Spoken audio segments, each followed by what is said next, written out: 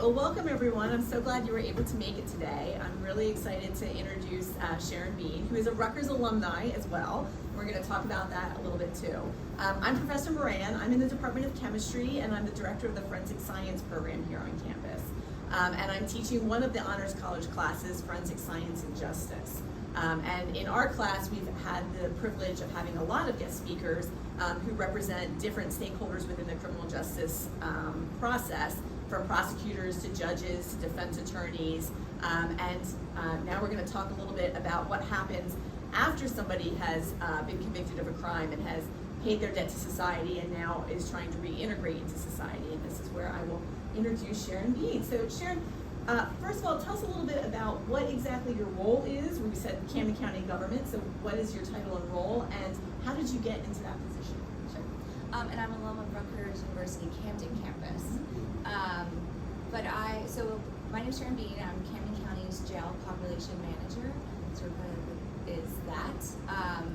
I have been working in this capacity for the last 8 years. I work with all of our system stakeholders, our judges, our jail administration, our county administration, our prosecutors, our public defenders, our community providers to identify who's incarcerated in our jail, why are they incarcerated, how long have they been there, and then using that data and information to identify where there's potential to move cases forward and identifying delays in case processing that's not often, is in fact contributing to why they're incarcerated in the jail for the periods of time that they are.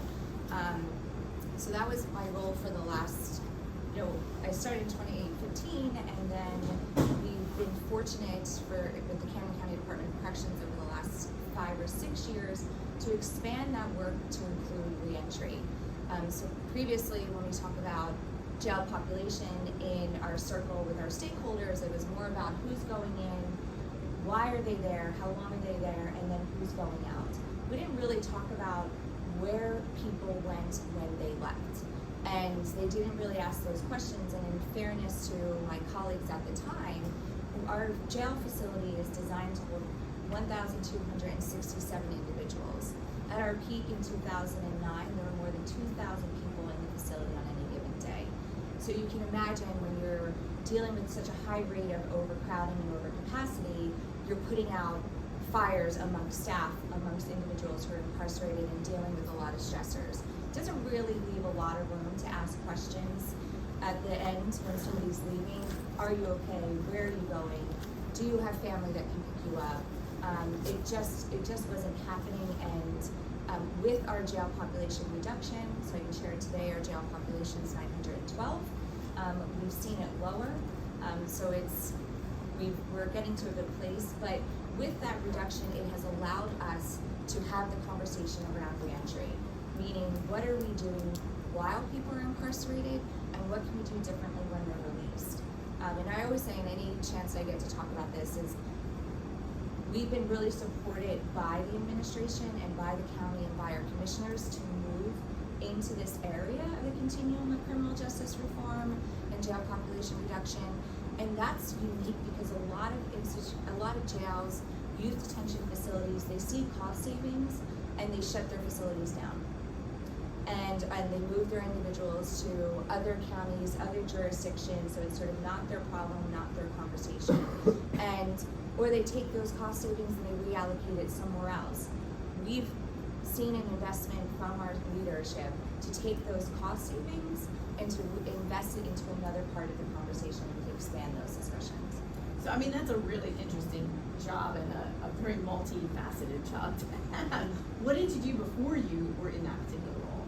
I worked for the Juvenile Justice Commission for the state of New Jersey on an initiative called Juvenile Detention Alternatives Initiative. It's a national initiative to safely reduce the juvenile detention population of kids who are incarcerated, primarily for offenses that they haven't yet been found guilty or disposed of. So I launched that initiative with my colleagues in New Jersey. I worked in that capacity for about 13 years. Camden County was one of my sites. So we saw their youth detention center population go from 131 in a building designed to hold 37 kids to seeing a new building be designed to now housing only 40 kids, and that includes kids from other counties. So I think Camden's Youth Detention Center count today is 30. So because of the work with Camden on the youth side, I was provided the opportunity to expand and build on that and apply the lessons that we've learned to safely reduce youth detention center populations to our adult jail center population. And what was interesting about that is there was sort of a lot of pushback from some of my colleagues in the youth field, like, oh, you're abandoning kids. Why are you leaving to do work with adults? Nobody really cares about adults who are incarcerated. You're going to, have an uphill battle to climb. And my position is, regardless if you're a youth or an adult who's incarcerated, it might be a little bit harder to garner empathy and support for adults who are incarcerated than it is kids. It's still certainly an area that needs a lot of attention and work.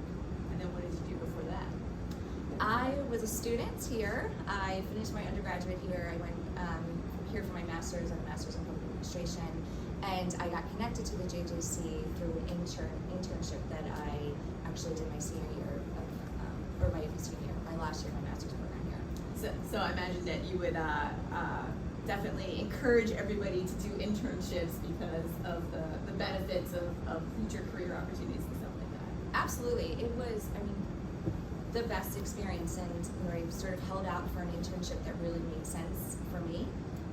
And it was different at the time because when I was dating myself, but when I was going through my master's program or even my undergraduate program, a bachelor's in criminal justice, typically the internships at the time were police, probation, prosecutor's office, and that just wasn't really one of the sort of keys of the work that I was interested in. I wanted to do public policy, I wanted to do programming, I wanted to do analysis, and so I just waited until I sort of found something, and often seeking it out myself, just so the other networks of colleagues that I had met here at the campus and my classes. So it's a huge opportunity. What advice would you give students who are looking for internships?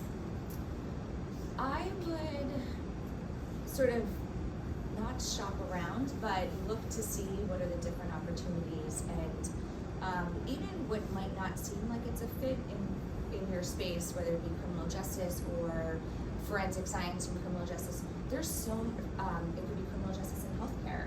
There are so many intersections now and overlap between the work that just wasn't really discussed when I was in my bachelor's and my master's program. And so I was even having conversations with my niece and nephew who just started college. On the sort of surface, that might not be all that there is. So ask questions, inquire, and see, I'm thinking about this. How would that fit with what this internship would be? And try to make of it what you want. A lot of times, sometimes my experience with prior sort of internships is they'll just give you what you want to do, but you have space and voice to ask what you are interested in and to sort of take the initiative to do more than maybe what they're sort of offering. And then was it directly through that internship that you found that first job, or? I did. I was offered a job part-time with the JJC. I was working on a program analysis for actually youth programs that was being piloted for the Juvenile Justice Commission. And at that time, I wasn't sort of necessarily interested in working at the JJC because I hadn't found what I was looking for there, and had applied with the Department of Community Affairs to do a urban housing initiative, and so I was getting ready to leave, and then New Jersey became a site for the Juvenile Detention Alternatives Initiative, and I was like, this seems like it would be perfect, and so that's how I started. All right, so circling back to reentry, what are some of the biggest challenges that individuals have when they're going to reenter after serving time and being incarcerated? Good timing. I just finished a grant this morning, trying to advocate for a program for this specific resource. Housing is probably the number one barrier for individuals. We know for our population about 25% report being homelessness at the time that they come into the jail, but we also know that people become homeless while they're incarcerated, and so that number rises substantially. housing, and then the sort of really neck and neck is healthcare services, healthcare resources. If individuals are receiving Medicaid, that's often turned off, or they're kicked sort of off the program while they're incarcerated because they haven't met their requirements for renewing, and we don't share that information. And then that also becomes a challenge. So if people are leaving their own medication, they can't access their diabetes medication, they can't access their heart medication, they can't access medication for substance use. And so all those things, when you're getting released and you don't have a place to go, and you don't necessarily know where your next meal is coming from, you can't get your medication, it's not surprising that sometimes people find themselves back in the jail or in contact with law enforcement. Can you just elaborate a little bit about how people become homeless when they're incarcerated? Sure. One, it could be depending upon your family situation. If you were perhaps living with a relative or even with your significant other, they could move on from that relationship, and you no longer have that as your home as it was when you were incarcerated. Family relationships do sour sometimes as a result of incarceration. So sometimes you often hear from family members that were trying to re-engage, that bridge has been burned, and so that is no longer an option. And also people can lose, because they're not making payments on their rent or their mortgage, they lose their housing. So what do you see this kind of individuals that are circulating back into the prison system on a regular basis because of some of these issues? And absolutely, they're all there's no one singular issue.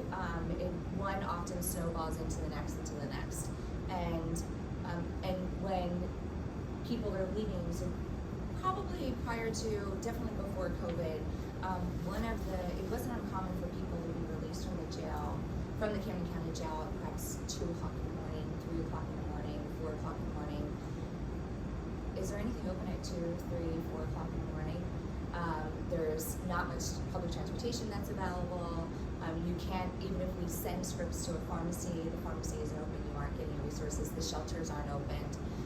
So as a result of that, and then because they are very vulnerable to relapse if they do in fact have substance use, to taking other medication, to self-medicate. Also, they're vulnerable to being victims of crimes themselves, and vulnerable to be being picked back up by the police and then brought back to the jail. So as a result of that, one of our big policy and practice changes is that we will not release anybody after a certain time, and we try to release everybody from the jail no later than 7, 8 o'clock at night.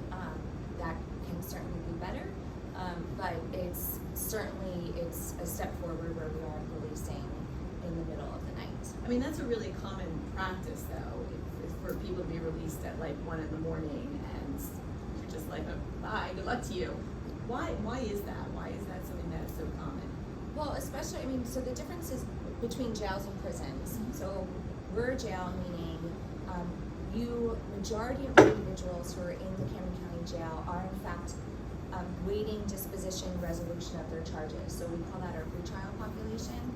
And so you have no idea when you're getting released. You're only serving time or a sentence in the jail if that sentence is 364 days or less. So anybody who's sentenced to state prison but it's a year or less, they'll stay in the Camden County Jail and serve their time. Prior to COVID, prior to our jail population reduction efforts, our sentence population was probably around 40%, so a high number. So, and this happens in prisons, so this is where they're the same. Once you're set to be released, so if you're set to be released tomorrow, December 1st, so once the clock strikes 12:01 on December 1st, a lot of facilities will just let you go. And they're not necessarily concerned about the time of day, where you're going, what you're doing, and some of that is because of overcrowding. So as soon as they can get somebody out of their facility, they will. In Camden, our sentence population is now less than 3%. So there's even fewer people who even fall into that category of potentially are eligible for release at the proverbial 12:01 in the morning. And we do our due diligence to encourage individuals to stay until the morning hours, business hours, so that if they don't have anywhere to go, they don't have a family member that can pick them up, we, depending upon where it is, that is their first stop. So if it's to access medication, we will actually transport them there. If it's to connect them to a shelter, we will transport them to the shelter. But what we have found, because so many individuals have been in and out of our system a number of times, they know the process. They know when they're eligible to get released. So while they might have the best of intention to want to stay until 8 o'clock in the morning, they know at 12:01 they can get out, and depending upon what the circumstances are and their experience with incarceration, at 12:01 they're like, let me out, and in that case we can't hold them. But for everybody else who is not serving a sentence and the courts release them that day, we move as quickly as possible to process that paperwork that nobody's getting released past 8 o'clock at night. So what sort of crimes are the actual sentencing population responsible for? What sort of things would land them in jail as opposed to prison? A high number of our sentence population is for municipal related offenses, and primarily DUIs, where there's a mandatory term of incarceration. That's the majority of them. It could be for, as it relates to superior court charges, it could be lower level, so 4th degree or 3rd degree theft charges, and it also could be some CDS offenses. So typically, or it could be a violation of probation. So you've previously been sentenced to time at state prison, and then you violate that, or you violate probation, then you'll serve time maybe for 60, 90 days. And you said that's only 3% of the population. It's only 3% of our population. So the rest of them are all pre-trial individuals. Yes. And can you explain a little bit like what that is and how that works? Sure. Our pre-trial population are individuals who they have been arrested, they've been booked in the jail, they are now in jail awaiting the outcome of their case. So I always say disposition or resolution, because your outcome could be that you're not guilty, or your disposition could be a finding of guilt, and then you receive a term of probation, or you could receive a sentence to state prison. But I just did this number yesterday, 75% of the individuals who are incarcerated in Camden County Jail actually return back to our community immediately. So only 25% actually receive a sentence or a disposition that then transfers them to state prison or to extradition, but 75%. So this year we'll have over 6,000 people who are booked in our jail. And so that's 75% of 6,000 people that are returning immediately home to our community once they're released from the facility. And that many people that we need to be having a conversation about how are we helping them transition to the community. That's a lot of people. It's a lot of people. And that's actually cut in half since COVID. Prior to COVID, the year immediately prior to COVID, we had over 11,000 people booked in our jail and just as many released. Since COVID, we've seen almost 50% fewer people being booked into our jail, which has been, there aren't many positives to COVID, but I'll take that one. But that's not necessarily because there's less crime, right? Well, it's a combination. We haven't seen the increased crime rates that a lot of urban areas have seen nationally, that is sort of all over the news every time you turn on the channel or put on the radio. So we've been really fortunate to not have those experiences. There also have been changes with our police departments in how they engage with individuals, and opportunities to divert and deflect lower level sort of encounters that, if they proceeded with the arrest process, really would be lower level arrest, and are there other ways rather than booking somebody in the jail to be able to respond to that. And so it's a combination of efforts, because I mean, everybody's sort of waiting to be like, eventually this number is going to go back up, and it's been a year for us in the jail where our numbers have gone up a little bit, but nowhere near where they were. So, I mean, all of this is making me feel like Camden County is pretty awesome. We are doing a great job. There's always a lot to do. That's always my caveat. But are we exceptional, or are there other counties that are doing these things, or are there counties that are really struggling? Camden County, and it's not just boasting about ourselves. Camden County is certainly leading. Is one of a couple of counties that are leading the progressive work that's happening around reentry and law enforcement initiatives. And so if I had to name one other, no, and it's our colleagues that we rely on often too, because they've done a lot of this work first. So we were like, how can we learn from your mistakes and the avenues that you've taken? It's Hudson County, especially as it relates to reentry. I mean, they are what we strive to really be. They have built sort of a reentry transitional residential wing for folks, and especially for those that have substance use and opioid use disorder.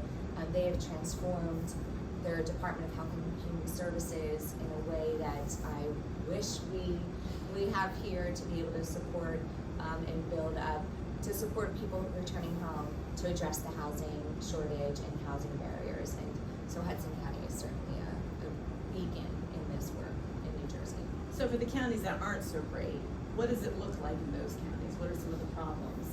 Well, the biggest problem, and I just got an email from one of my colleagues the other day, is there are just as many individuals, community service providers, defense attorneys, prosecutors, court staff, just as concerned about their jail population. Who are they? Why are they there? What are we waiting for? What's sort of the delay, and where are they going? And the number one challenge is that information isn't readily available, and there isn't even sort of a point person that you could call and ask. So that's a lot of the questions I get is, hey, is there another you in so-and-so county? And often it's no.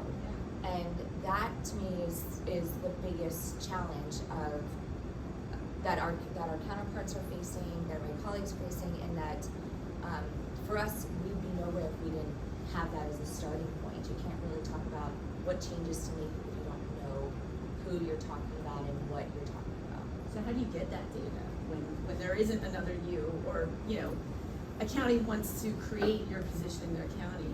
How do you even start? Well, every county has the data. That's what's I always like to share it. It's all there. Because every county is required to have a jail management system.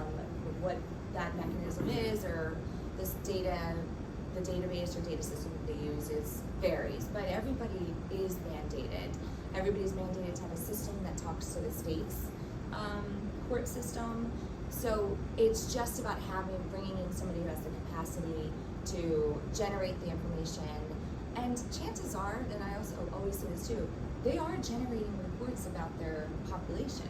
I mean, it's just, you can't operate a facility without having daily management reports, housing reports, incident reports. So it's just bringing somebody in who has has the perspective of, okay, we're using this information, but to have a different conversation.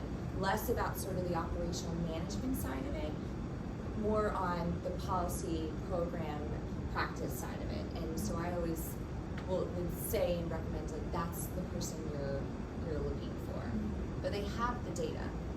So on the whole, do you feel like New Jersey does things well, or what do we do well, and where are areas for improvement? I think New Jersey, our jail system, so I can't particularly or especially speak to the New Jersey Department of Corrections process. There's things that they do well, there's things that I think they don't do well. But as it relates to the jails in New Jersey, I do believe that they are doing a great job. Good job. They're doing a good job. I always say this, the hardest part about this work, about any sort of social reform work, whether it be juvenile justice, youth justice, or adult justice reform, it's not about the data, it's not about developing policies and practices or the monitoring and implementation. All of that's hard work and a doozy. But to me, the hardest part of it is changing hearts and minds. Because you have people who are working in the system, who have been working in the system for a really long time, asking corrections officers to flip the switch and care about where somebody's going when they're getting released takes a minute. And so for some, where I think why we're not great is because some jails I think are further along in that journey of really changing the culture inside the facility, which is how you actually have long-lasting change. You change the culture, that work continues regardless of who's in there doing the work. And it's super warming to us at the jail and our reentry unit for a corrections officer recently to be reaching out and saying, hey, so-and-so's getting released. I'm really concerned that this is not going to go well, or that he needs help. Can you help them? And this same officer 3 months ago was calling our reentry unit tree huggers.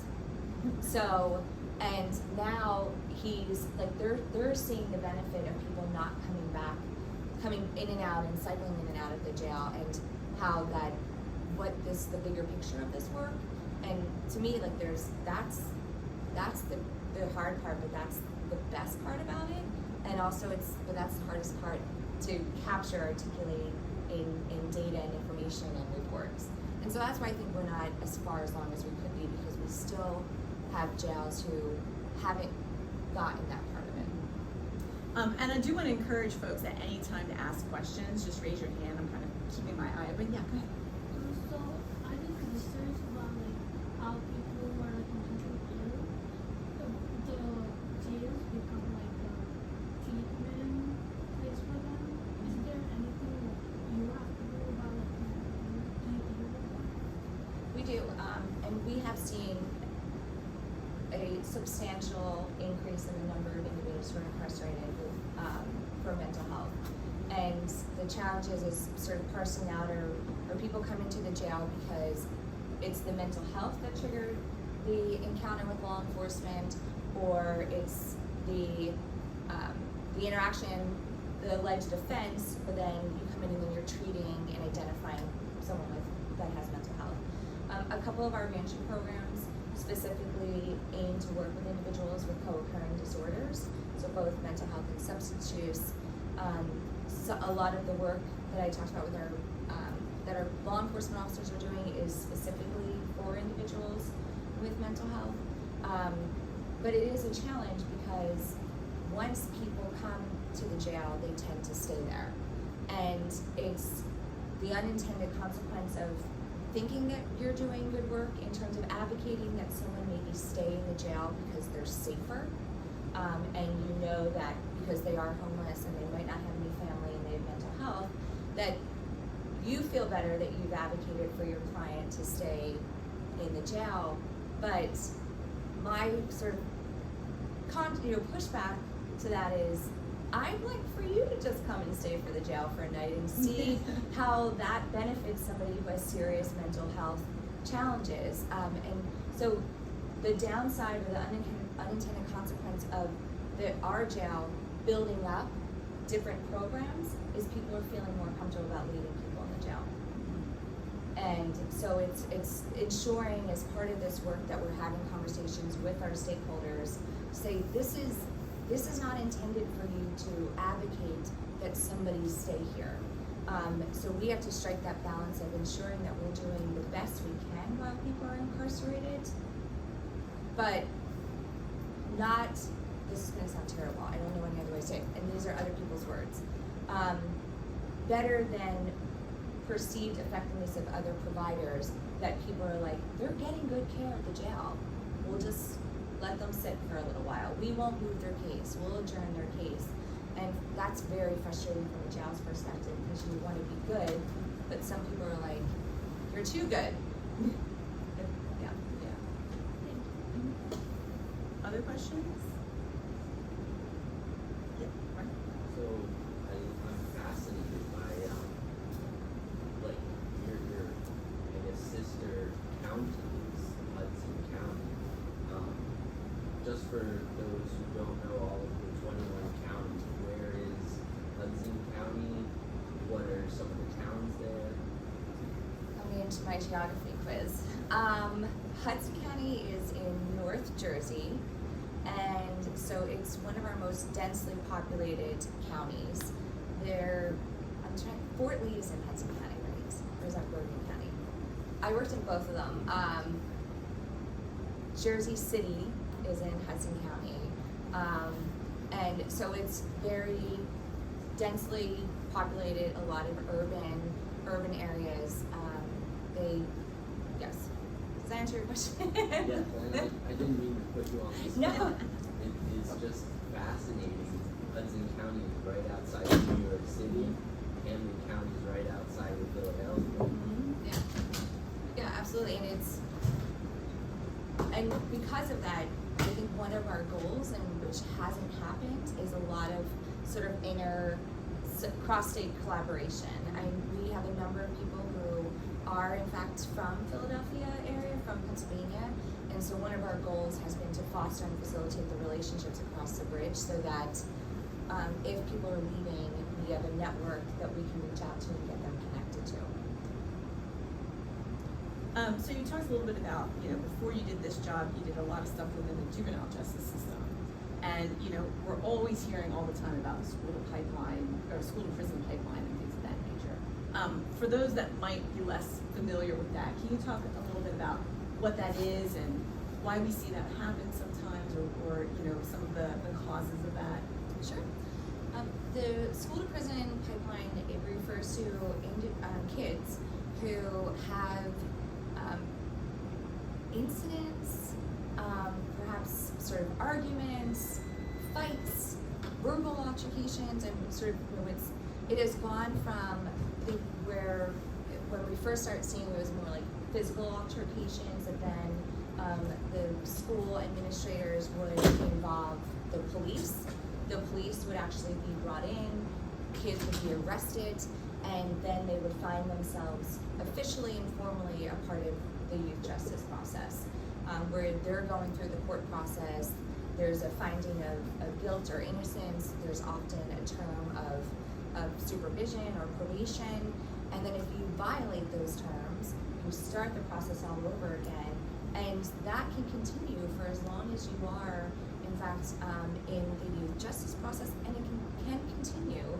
If you aren't successful, follow you into the adult process, the adult prison system, adult jail system. And why that came to be is because there aren't, I'm going to sort of reference like maybe like 10, 15 years ago, and I know that the climate and landscape has changed differently, and I'll touch on that.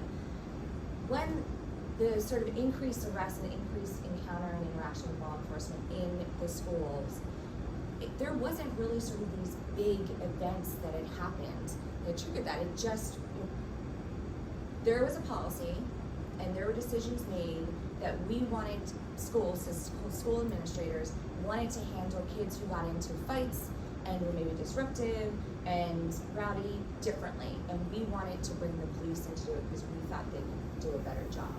And that is one very good example of a policy or practice that's implemented that has very grave and stark unintended consequences. Sounds good on paper, then you go to implement it and you see that we've actually done more harm than good.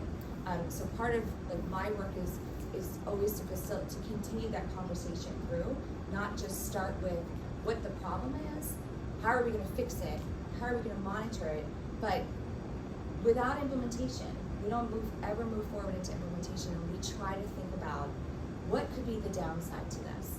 Because once you've implemented something, think about how hard it is to get people in a room to agree to a policy or practice, especially as it relates to schools, criminal justice reform, youth justice reform. It can take a while. Imagine trying to get that same group of people around the table to, one, admit that what they did didn't work, and two, that what they did actually hurt other populations or other groups that they didn't intend to, and three, to let's try this again. It just doesn't, it happens more than it used to, but it still doesn't happen as often as it needs to. So that's a great example. If they kind of came back to the drawing board and saw the trend, saw what was happening, they could course correct, and instead, in some instances, have doubled down, and only to the detriment of our kids. And some of that doubling down is for school administrators, maybe not necessarily because they want to, but they're impacted by policy and legislation that's happening at the state level. Kimberlee and I were just talking about how sometimes state legislators develop laws, and laws get put into place, and then we're told we have to implement them, but the implementation of it isn't going to be what it's intended to be, or it doesn't make sense. But now it's law. We don't have a chance to make that change. We just have to move it forward. And the school to prison pipeline, I think, is a great example of that, because then you had all the bullying legislation that has come out, and there have been pros and cons to that. And some kids swept up into the negative consequence of legislation like that, where I'm pretty sure that wasn't the intention or the spirit of the legislation, but nonetheless, when you have administrators who maybe aren't mad about the legislation and are in favor of it, are maybe more eager to put it into effect than in other administrations, other schools. And it has really, I think, changed the trajectory of what happens with kids when they're in school, and it has not done anything to eliminate the school to prison pipeline in New Jersey. Well, what sort of things is Camden County trying to do to disrupt that? Sure, and I don't work in this space anymore, but I work closely with my colleague Rosie Arroyo, who's the Youth Services Commission Administrator, and I can say, and it's not because I'm biased, but because they do really great work. The partnership between our Youth Services Commission organization, our partners, our prosecutor, the assistant prosecutor, Tim Chatton, he's now the first assistant. Before that, Tim was the lead juvenile prosecutor for Camden County since I worked here in JVAI, so Tim's been around and in the system for, and in the juvenile system for almost all of his career. And one thing I'll say about even prosecutors and defense attorneys, many prosecutors and defense attorneys, especially in government, the goal on the ladder of sort of moving up in your career is to not stay in juvenile. People always used to ask Tim, what did you do wrong that you've been here for almost 20 years and you're still in juvenile? He goes, because this is where I want to be. But so for Tim to sort of buck that trend, because this was where he wanted to be, regardless of how it was perceived, he wasn't advancing in his professional career because he stayed in juvenile. I mean, that's just sort of one other thing that needs to change to ensure that you've got great people in these positions that want to be here, not where juvenile is perceived as a stepping stone to the bigger picture or to the more important work in our system. So because of that, Tim and Rosie have developed incredibly effective deferred dispositions and diversion programs for youth in our system. Anybody who's interested in that data and those trends, I can share with you, because to talk about it is one thing, but to have the data that actually shows their programming and their has had such a positive impact on kids being diverted from the system, kids receiving deferred dispositions, meaning if you, let's say for a 3-month period, you're required to do some community service, and at the end of the 3-month period, your record's wiped out. There's no finding of guilt, it doesn't carry through. So they have really bolstered their station house adjustments, and that's the first point of contact with law enforcement. We're not gonna charge you, you do X, Y, or Z, and then that's it. And they've been really successful. So why do you think nobody cares about juvenile justice? Why do you think that's, people are like, oh, that's just a stepping stone? And kids are important, right? Yes. Well, and my former boss, and I know folks at the JDC are working with Rutgers in Newark, and maybe it might expand or spread over to here to carve out a master's program that's specifically for professionals that want to work in the juvenile justice field. And because there isn't, even in a lot of trainings or even classes, there's not a lot that's dedicated specifically to juvenile justice. Police academies don't consistently have a component that talks about youth engagement and juvenile justice. Probation, they've made leaps and bounds. So it just wasn't viewed as sort of being important, and that has changed. I know it's changed here in Camden County. I know it's changed at the state level, and like everything, the extent to which that belief is shared or held to be of the same value across other colleagues across the county, the state varies. I'm trying to be very politically correct with you guys. I don't want to throw anybody under the bus. But I'm sure you would be fine, like sharing your contact details if people have questions afterwards, stuff like that. So after this event, feel free to reach out to Brian or reach out to myself, and we'd be happy to share Sharon's contact details if you have further questions for her or things like that. And again, does anyone have any questions before I move on with my next bit? Yeah. So I know you talked about diverting kids away from the juvenile prison system. Do you see a possible path towards prison abolition in Camden County in the future? Well, so eliminating our county jail. Yeah. I'll separate it in terms of my thoughts about the youth side and youth incarceration, and then on the adult side. I do think that there is a path forward to eliminate the use of incarceration as we know it for kids, and I think we should be moving in that direction. There are some other examples both across our country and internationally of more effective ways to respond to kids that have been charged with offenses. And there is no data that shows incarceration for children leaves them better off. So I do believe that we will get there. I still have a number of years left in this work and in this field, and would like to think that it's not that far away from us. And so for county government, just so you know, something that happens in 5 years is sort of a big deal for things to get accomplished for county government. We strive for as fast as we possibly can, but it does sometimes move at a snail's pace. But I always say also, slow and steady wins the race. So as it relates to the adult side, because there are these competing or conflicting sort of thoughts and conversations around no, there shouldn't be any incarceration. We should have no prison system. I don't necessarily subscribe to that 100%. I do think that there is a need for it for some people. I don't believe that there is a need for it for the overwhelming majority of people who are incarcerated in our state, in our county, and across the country. Any other questions before I move on? Yeah. So, why did you choose to study criminal law justice? I studied criminal justice because I wanted to be an attorney.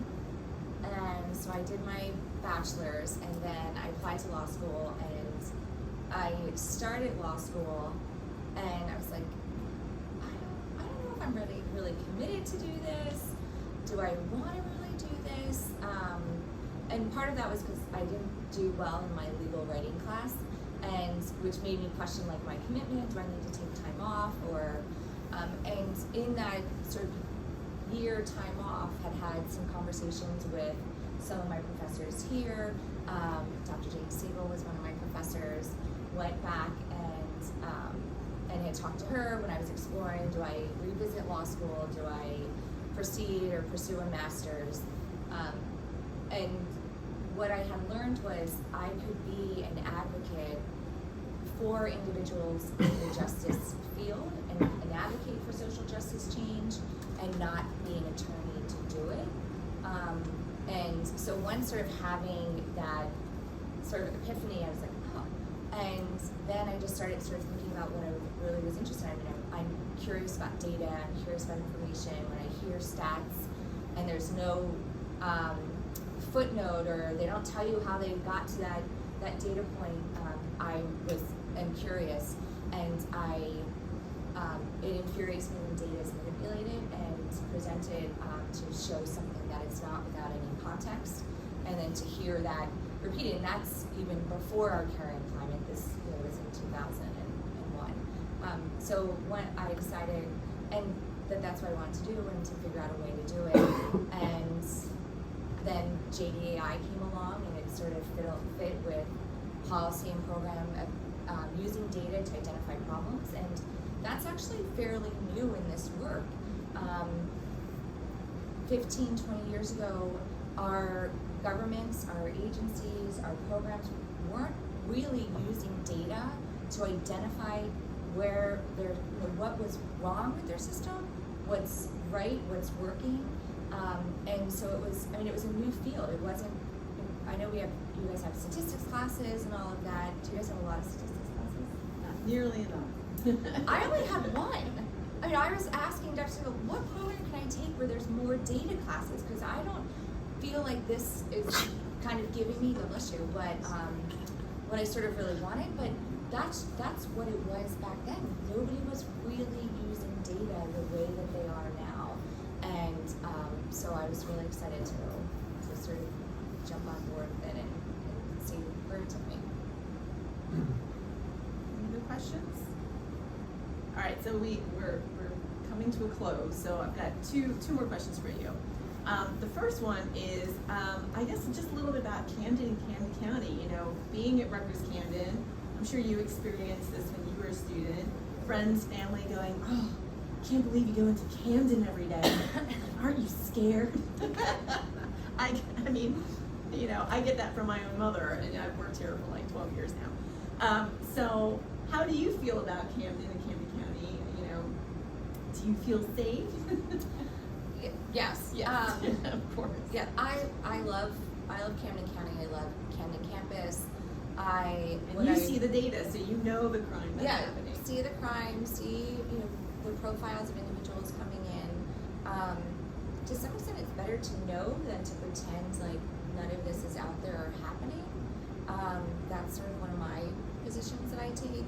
And to me, what I loved about going to school here and in the classes that I took, you walked outside and you could immediately apply what you just learned, what you just heard, what you just wrote about.